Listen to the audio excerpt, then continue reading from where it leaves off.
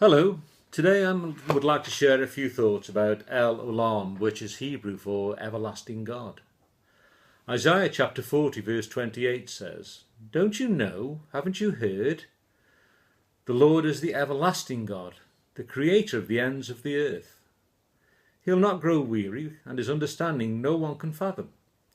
He gives strength to the weary and increases the power of the weak." And here is the good news. God is forever the same. We are bound by time. It dictates what time we get up in the morning and what time we go to bed. It determines when we're ready to go to school and when we're old enough to start work. We crave and need stability in our lives and surround ourselves with things that we can rely on. We hate change, but change is an inevitable fact of life. When we go to the supermarket, our food has a time and date stamp showing when it was produced or packaged, and a use by and sell by date to tell us when to get rid of it and buy new. The goods we buy have a finite life before the manufacturers expect us to replace them.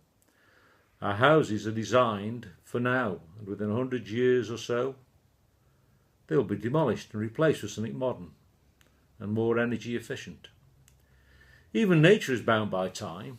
Certain trees may grow for 1,000 years, but will eventually die.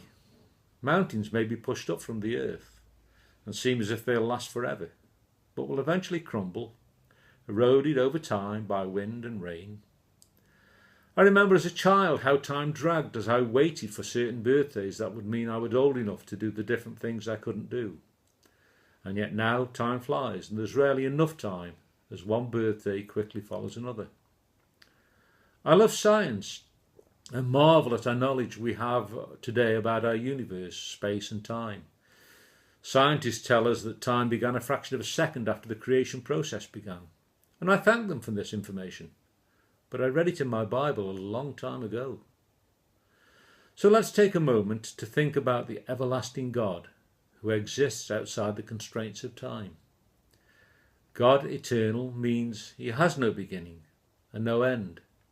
He was there before the beginning and will be there after the end. The reality is that God created time and transcends time. Although over time events may slip from our memory, God sees everything with a perfect clarity. In our ever-changing world, amongst the turmoil and uncertainty, there is one constant we can always hold on to. God is the everlasting God. The God who promised never to leave us or forsake us, but to always be there with us as we go through life's journey. I pray that over this Lent period, God will do something special in your life. And I hope to see you in church soon. God bless.